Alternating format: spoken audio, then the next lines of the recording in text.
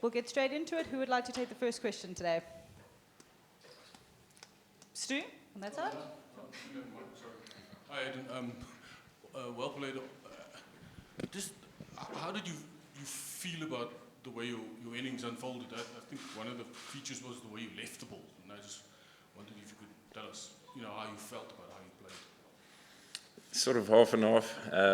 I think while I was out there, it sort of ebbed and flowed quite a bit. So there was times where you sort of felt in a bit of a rhythm and moving well, and then there's times where obviously you're fighting against yourself a bit. But the plan was to try leave as best as I could. It's a weird one with trying to balance your sort of attacking nature and sort of intent to score. But when the good ball was there and didn't need it to be played at, then I sort of wanted to make peace with that. So half and half. Still think there's room for improvement. But it was still nice to spend some time there. Keenan?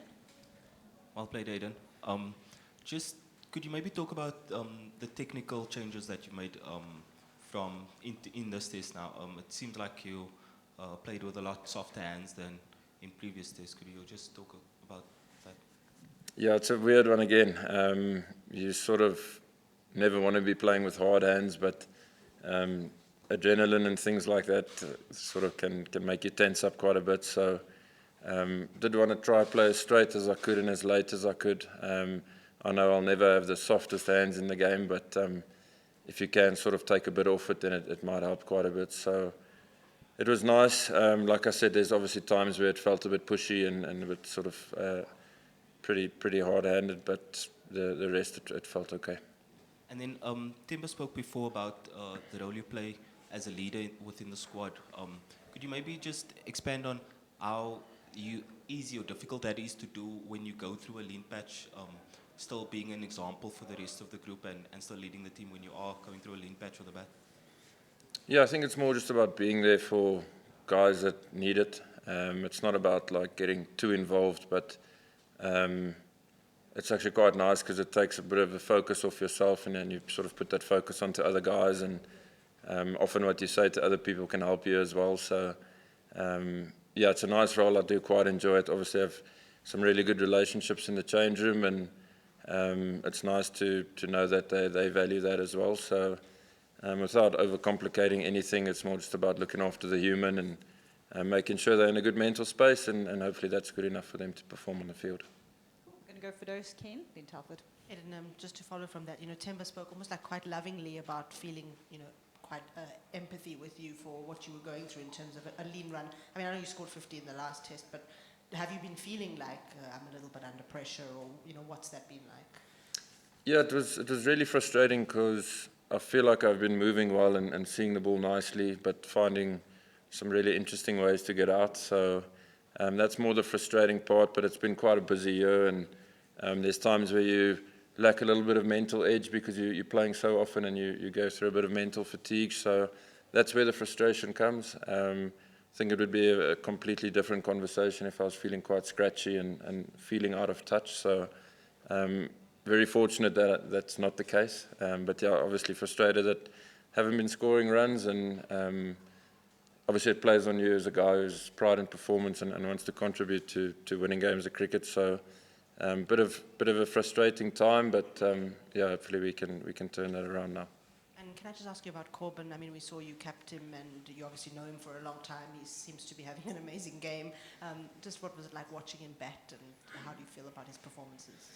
Yeah, it was special. It looks pretty easy for him at this moment, this whole Test cricket thing. So great to watch, a massive momentum shift for us. So it's a hugely valuable knock, probably worth more than 100. So chuffed for him. He's come a long way. He's always been a really talented guy, and the last few years he's really put his head down, grafted, and put in performances to get the chance. So really happy for him that he's grabbed his opportunity as he has, and there's still a lot left in his tank that he has to offer the Proteas, and I'm glad some of the world can see what he's about.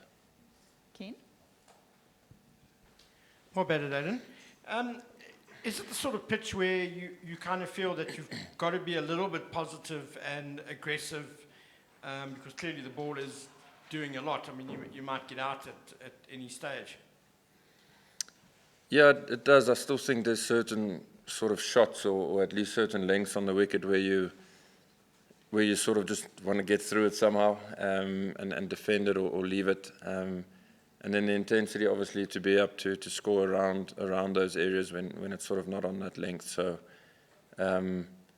without trying to make it too complicated either, you always do want to look to score, especially in the high fault where you could get good value for shots. So I'll always sort of play that way, but like I said, there are certain shots and certain lengths where you have to give it to the bowler. Telford. Oh, do you want to go for follow-up, Ken, before you head to Telford? That's all right. Do you want to go quick follow-up? I'm on the same theme.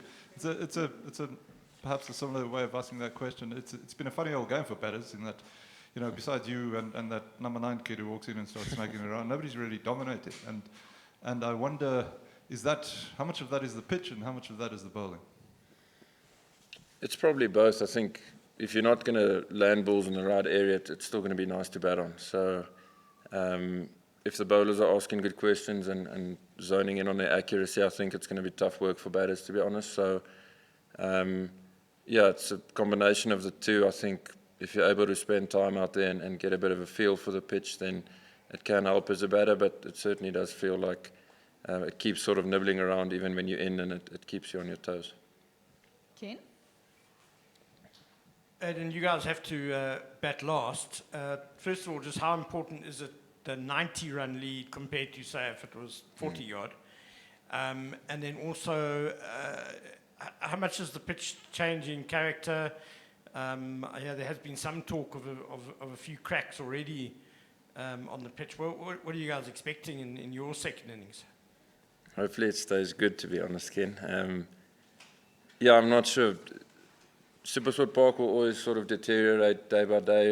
It's just how much it's going to deteriorate. Obviously, it hasn't been as hot as always, which probably works in our favour. But we'd like to minimise whatever Pakistan get. Obviously, it's always hard work chasing here in the fourth innings. So hopefully we can bowl nicely tomorrow morning and for however long it needs to be, and then chase it down. But it'll probably pose a different threat, that wicket in the fourth innings. So for the batters to be ready and maybe find ways to adapt their game to score those runs. So if you can just tell us, how much of a difference is it to have a 40-run lead as compared to the 90 that you guys got? Sorry. It's huge. At a stage it was probably only looking like 15 or 20 as well. So to get 90 and now to go into stumps, effectively Pakistan 0 for 3, or I'm not 100% sure what the exact score is, but it's massive. It's helped us by 3 wickets, I suppose, and it got us a bit ahead of the game. So probably didn't land it how we wanted to land it now in that evening session with the ball, but luckily we had that 90-run cushion, and we can start again fresh tomorrow. Chad, and then we'll take... Wait, we're first going to go Chad, then we'll go one in the front. Cool, Chad, Thanks. go ahead. Aiden, you did say it's a bit frustrating not getting to that 3 figures. You've got about 3 innings left until next year's World Test Championship final. How much is that playing on your mind and trying to just get that over that hill of getting that 3 figures before potentially playing in that final at Lord's? It's not for me, it's not about me making hundreds. Obviously making hundreds is great and it does feel good and you're contributing, but it's more the situation of the game that you find yourself in, and when you find yourself getting out, that frustrates you a lot. So the 100 will be fantastic if it were to happen, but it's not about Aiden Markram scoring 100, if that makes sense. It's more about getting the team into a really strong position where we can hopefully win a game of cricket. So Test cricket is a beast, as we know, so you got to respect that and pay attention to every delivery that's bowled to you, and hopefully it can sort of end out okay at the end of the day. Cool. One in the front, and then we'll wrap with Suneli. Thank you, Aiden. I'd just like to know, obviously there's been a lot of talk about the debutants this last 2 days, obviously Sam in Australia, Corbin in this test match.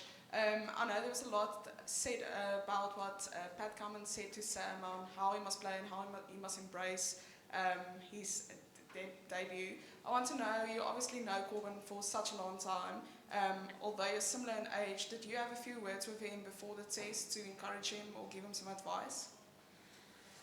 Nothing that's inspirational, I don't think.